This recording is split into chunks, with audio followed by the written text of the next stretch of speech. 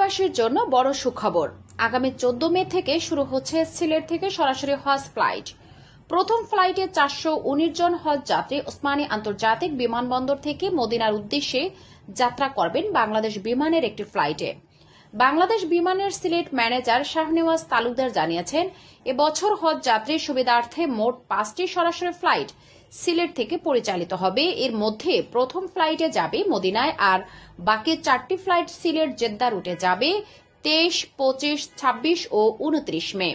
তবে road two Mecca কর্মসূচির আওতায় ঢাকা ইমিগ্রেশন সুবিধা থাকলেও সিলেট থেকে যাওয়া হজযাত্রীদের সৌদি ইমিগ্রেশন হবে গন্তব্যস্থল বিমানবন্দরেই।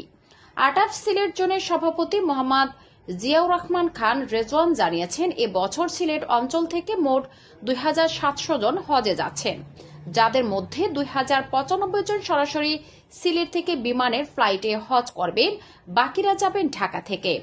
সিলেটের 3টি শীর্ষ এজেন্সির মাধ্যমে এ অঞ্চলের হজ যাত্রীদের নিবন্ধন ও প্রক্রিয়া সম্পন্ন হয়েছে।